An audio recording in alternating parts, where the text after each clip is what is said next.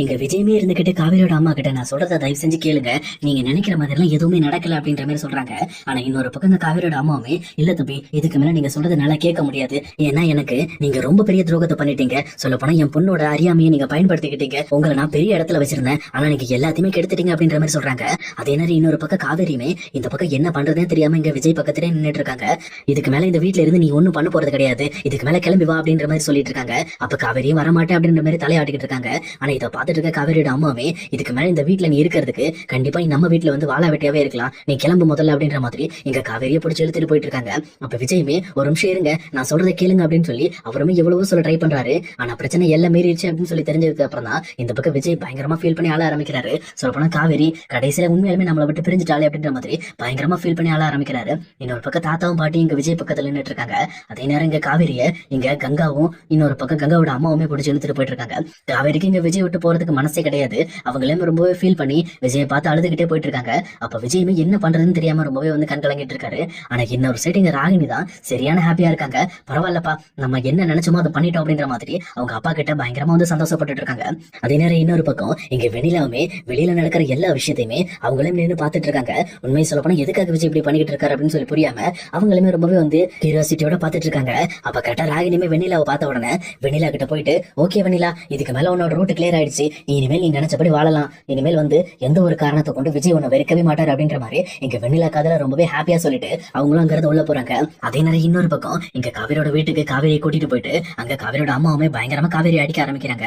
ஆனா இதை பார்த்துட்டு இருக்க குமரனும் கங்காவும் ஒரு நிமிஷம் இருமா, அவசரப்படாத, அவர் நர்மதாவோட உயிரை காப்பாத்தான் இதை பண்ணியிருக்கா அப்படின்ற மாதிரி இந்த பக்கம் காவேரி பக்கம் சப்போர்ட் பண்ணி பேசுறாங்க. ஆனா இதை கேட்டுட்டு இருக்க காவேரியோட அம்மாவுமே இல்ல, அவ என்னதான் இது பண்ணியிருந்தாலும் இது ரொம்ப பெரிய தப்பு, அவளோட வாழ்க்கையை பழிஞ்சு போச்சு, அவ வாழ்க்கை மட்டும் இல்லாம நம்மளோட குடும்பமானத்தை இப்படி கப்பல் ஏத்திட்டாள் அப்படின்னு சொல்லி ரொம்பவே கோவப்பட ஆரம்பிக்கிறாங்க. அதே நேரம் குமரனுமே இங்க கங்காவோட அம்மா கிட்ட என்ன மன்னிச்சிருங்க, என்னாலதான் உங்க பொண்ணுக்கு இப்படி ஒரு நிலைமை ஆயிருச்சு, தயவு செஞ்சு என்ன மன்னிச்சிருங்க, காவேரியை கஷ்டப்படுத்தாதீங்க அப்படின்ற மாதிரி இங்க குமரனும் மன்னிப்பு கேட்கிறாரு. இங்க குமரன் பேச ஆரம்பிச்சதுக்கு அப்புறம் தான் காவேரியோட அம்மாவுமே காவேரி அடிக்கிறத நிறுத்துறாங்க. அதே நேரத்துல காவேரியோட பாட்டியுமே ஏண்டி இப்படி பண்ணி தொலைச்ச, சொல்லப்போனா உன் வாழ்க்கை நல்லா இருக்குன்னு சொல்லி நாங்க எல்லாருமே சந்தோஷமா இருந்தபடி கடைசி நிமிஷத்துல உன் வாழ்க்கை அழிஞ்சிட்டு இருக்கு அப்படிங்கிற விஷயத்த எங்களுக்கு தெரியாம இப்படி மறைச்சிட்டே அப்படின்ற மாதிரி அவங்களுமே திட்டிக்கிட்டு இருக்காங்க.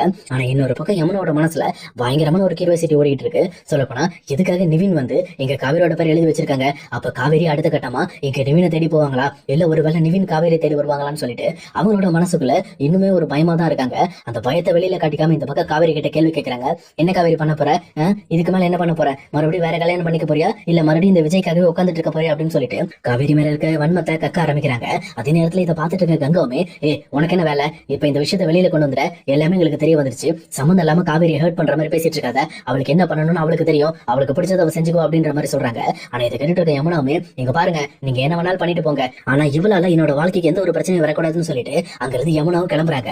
இங்க வீட்டுல இருக்க யாருக்குமே எந்த விஷயம் புரியல, எதுக்காக இப்ப காவேரியால எதுக்கு அவ வாழ்க்கையில பிரச்சனை வரப்போகுது அப்படின்னு சொல்லி யோசிச்சுட்டு இருக்க நேரத்துல காவேரியோட மனசுக்குள்ள மட்டும் ஒரு விஷயம் தோண ஆரம்பிக்குது. சொல்லப்போனா நிவின் நம்ம மேல விருப்பமா இருந்தாருல, அந்த விஷயத்த நினைச்சு அவங்களுமே யோசிக்கிறாங்க. பட் அதை வெளியில காட்டிக்காம ரொம்பவே கேஷுவலா விட்டுறாங்க. அதே நேரம் இன்னொரு பக்கம் இங்க விஜயமே இங்க வீட்டுக்குள்ள போயிட்டு பயங்கரமா கதறி கதறி அழ ஆரம்பிக்கிறாரு. சொல்லப்போனா நான் வந்து இந்த மாதிரி காவேரி கிட்ட எல்லா உண்மையும் ஓப்பனா சொல்லிருக்கணும், நான் தப்பு பண்ணிட்டேன், காவேரிக்கு சர்ப்ரைஸ் கொடுக்குறேன்னு சொல்லி அவளுக்கு ரொம்ப பெரிய வழியை கொடுத்துட்டேன் அப்படின்ற மாதிரி இங்க விஜய் பயங்கரமா அழுதுகிட்டு இருக்காரு. அதே நேரம் தாத்தாவுமே கொஞ்சம் விஜய் மேல கோபம் இருந்தாலும் இப்போதைக்கு விஜய் நம்ம தான் சமாதானப்படுத்தணும்னு சொல்லி அவருக்கு ஆறுதலா இந்த பக்கம் பேசிட்டு இருக்காங்க. சரி விடுப்பா, நம்ம பேசிக்கலாம், ஒரு 2 நாள் ஆகட்டு, இந்த பிரச்சனை எல்லாம் சால்வ் ஆனதுக்கு அப்புறம் நம்ம டைரக்டா காவேரி வீட்டுக்கு போய் பேசலாம், ஆனா இப்ப போனா நமக்கு பெரிய பிரச்சனை ஆயிடும், என்ன நீ அந்த அளவுக்கு பெரிய விஷயத்த பண்ணி வச்சிருக்க அப்படின்ற மாதிரி அவருமே ஒரு முடிவுக்கு வராரு. அதே நேரத்துல எங்க பாரு விஜய், உங்ககிட்ட ஒரு முக்கியமான விஷயத்த சொல்லணும், காவேரி மறுபடியும் இந்த வீட்டுக்குள்ள வரணும் அப்படின்னா நீ முதல்ல இந்த வெண்ணிலாவை எக்காரணத்தை கூட நம்ம வீட்டுல வச்சிருக்க கூடாது, இவளை எப்படியாவது ஹாஸ்பிட்டல்ல சேர்த்து விட்டு வந்துட்டு, அதே நேரத்துல இங்க ராகினி இனிமேல் இந்த வீட்டுல இருக்க கூடாது, அவளையுமே வந்து தனி கொடுத்தன போக சொல்லலாம்னு இருக்கேன் அப்படின்ற மாதிரி இங்க தாத்தா சொல்றாங்க. இது கேட்ட விஜயுமே எதுவுமே பேசாம அப்படியே சைலண்டாவே இருக்காரு. உண்மையை சொல்ல போனா இங்க விஜயோட மனசுல வேற எதை பத்தியுமே யோசிக்க தோணல, காவேரிங்கிற ஒரு பேரை தவிர சொல்ல போனா காவேரி பத்தி மட்டுமே தான் அவர் யோசிச்சுக்கிட்டே இருக்காரு. எங்க தாத்தாவுமே சரிப்பா 2 நாள் டைம், அதுக்குள்ள இந்த 2 பேரையுமே முதல்ல இந்த வீட்டை விட்டு காலி பண்ணாதான் இந்த வீட்டுல இருக்க எல்லாரும் நிம்மதியா இருப்பாங்க அப்படின்னு சொல்லிட்டு தாத்தாவுமே அவரோட ரூமுக்கு போறாரு. அதே நேரத்துல இன்னொரு பக்கம் இதெல்லாம் பார்த்துட்டு இருந்த வெண்ணிலாவுமே இங்க விஜய் அழுதுட்டு இருக்கிறத பார்த்துட்டு வேகமா ஓடி வந்து அவங்களுமே வந்து விஜய் கிட்ட, என்னாச்சு விஜய், எதுக்கு அழுற, ஏன் அழுற, நான் தான் இங்க தானே இருக்கேன் அப்படின்ற மாதிரி அவங்களுமே வந்து பழைய ஞாபகங்கள் கொஞ்சம் கொஞ்சமா வர ஆரம்பிச்சதுனால இங்க விஜய் கிட்ட தன்னோட மனசுல இருக்க விஷயங்கள்லாம் பேச ஆரம்பிக்கிறாங்க. இங்க விஜய்க்கு ஒண்ணுமே புரியல, என்னாச்சு வெண்ணிலாக்கு, இவ ஏன் இதெல்லாம் பண்ணிட்டு இருக்கா அப்படின்னு சொல்லிட்டு, இங்க பாரு வெண்ணிலா, நீ முதல்ல உன் ரூமுக்கு போ, எனக்குலாம் ஒன்னும் பிரச்சனை இல்லை அப்படின்ற மாதிரி இங்க விஜய் சமாளிக்கிறாரு. ஆனா வெண்ணிலாவுமே இல்ல, நீ வந்து ரொம்பவே வருத்தமா இருக்க, கண்டிப்பா உன் கூட நான் இருப்பேன் அப்படின்ற மாதிரி இங்க வெண்ணிலாவுமே விஜய் ஆறுதல் படுத்துறதுக்காக அவங்க கூட இருக்காங்க.